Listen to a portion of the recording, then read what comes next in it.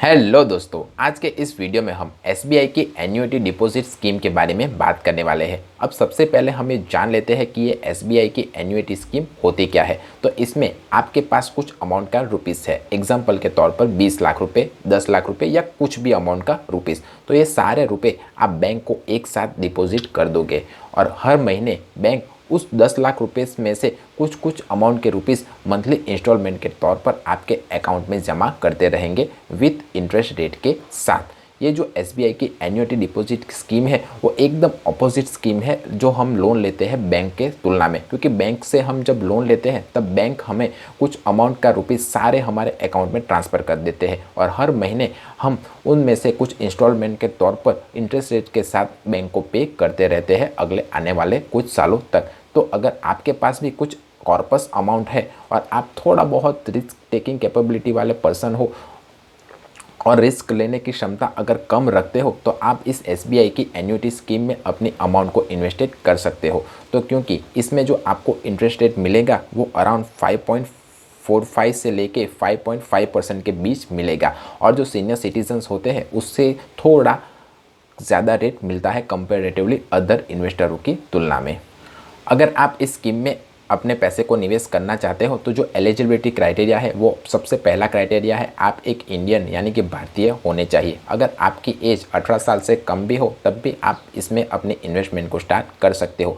Age limit इसमें कोई नहीं है। आप नए जन्मे बच्चे का भी अगर आधार कार्ड हो तो आप अपने इस एन्युटी स्कीम में अपने अमाउंट या अकाउंट खोल सकते हो। आप इसमें सिंगल या जॉइंट दोनों तरीके से अपने इन्वेस्टमेंट को स्टार्ट कर सकते हो। अब हम टेन्योर की बात करें तो अगर आप इस एन्युटी स्कीम में अपने इन्वेस्टमेंट को करना चाहते हो तो आप 3 साल, 5 साल, 7 साल और 10 साल के लिए इस स्कीम में इन्वेस्टेड रह सकते हो अकॉर्डिंग टू टी। अगर मेरा मानना चाहे तो आप 10 साल के लिए ही अपनी इस एन्युटी स्कीम में अपने डिपॉजिट अमाउंट को रखेगा, क्योंकि आप जितना ज़्यादा टाइम अपने पैसे को दोगे उतना ही कंपाउंडिंग इंटरेस्ट का इफेक्ट आपको निवेश किए हुए पैसे पर देखने को मिलेगा। तो 10 साल आपके लिए एक आइडियल कंडीशन है और अगर आप 10 साल से कम के लिए करना चाहते हो तो मिनिमम 7 साल या 5 साल का ऑप्शन आप चूज़ कर सकते हो। अगर प्री मैच्योर विड्रॉल आप करते हो यानी कि 10 सालों के लिए आपने इस स्कीम में अगर निवेश किया हुआ है पर खुदा ना खास्ता आपको पैसों की ज़रूरत आन पड़ी और आप इससे अपने पैसे को विड्रॉल करना चाहते हो तो आप इससे विड्रॉल तो कर सकते हो पर आपको कुछ अमाउंट ऑफ फीस यानी कि चार्जेस देना पड़ेगा और पेनल्टी के तौर पर वो चार्जेस जो भी होंगे वो बैंक आपको बताएगा और उसे भरकर ही आप अपने उस पैसे को विड्रॉल कर सकते हो। मान लीजिए कि आपने इस स्कीम में अपने इन्वेस्टमेंट को स्टार्ट किया हुआ है और आने वाले 2-3 सालों के बाद आप अगर खुदा ना खास्ता डेथ हो जाए आपकी तो जो भी आपका नॉमिनी होगा उसे उस अमाउंट का सारा अमाउंट उसे मिल जाएगा। अगर आप इस स्कीम में अपने इन्वेस्टमेंट को स्टार्ट करना चाहते हो तो आप एसबीआई की किसी भी ब्रांच से आप इसमें अपने इन्वेस्टमेंट को स्टार्ट कर सकते हो। आपको सिर्फ उस एसबीआई के अकाउंट में आपका अकाउंट नंबर होना चाहिए, आपका मोबाइल आईडी, आधार कार्ड और पैन कार्ड, इन सभी डिटेल्स को लेकर आप एसबीआई के किसी भी ब्रांच में जाकर इस एसबीआई की एन्युटी स्कीम में अपने इन्वेस्टमेंट को स्टार्ट आसानी से कर सकते हो।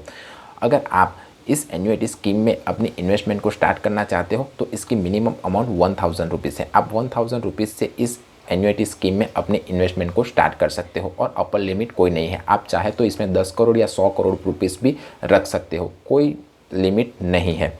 अगर आप अपने निवेश के पैसों के सामने अगर लोन लेना चाहते हो तब भी इस एन्युटी स्कीम में ये फैसिलिटी अवेलेबल है। आप जितना भी अमाउंट आपने इन्वेस्टमेंट किया हुआ होगा उसका 75% का लोन आपको बैंक दे देगा। यानी कि एग्जाम्पल के तौर पर अगर आपने 100 रुपये बैंक में निवेश किए होंगे तो आपको 17 रुपये बैंक लोन के तौर पर दे सकता है। और वो बैंक कैसे कवर करेगा? जो हर महीने आपको जो बैंक में अमाउंट आपके खाते में आते रही होगी उससे बैंक उसे काटता रहेगा और उसे एवरेज आउट करता रहेगा। तो अगर आप भी इस स्कीम में इन्वेस्टमेंट करना चाहते हो तो एसबीआई की नज़दीक की ब्रांच में जाकर इस स्कीम के बारे में अपने बैंक मैनेजर से पूछ सकते हो। अगर ये मेरा वीडियो इन्फॉर्मेटिव लगा है तो इस वीडियो को लाइक कीजिए और चैनल को सब्सक्राइब कीजिए। और finance, mutual fund, share market से रिलेटेड कोई और क्वेश्चन या क्वेरी हो तब भी आप मेरे चैनल पर कमेंट कर सकते हैं। मिलते हैं अगले वीडियो में, तब तक के लिए बाय बाय।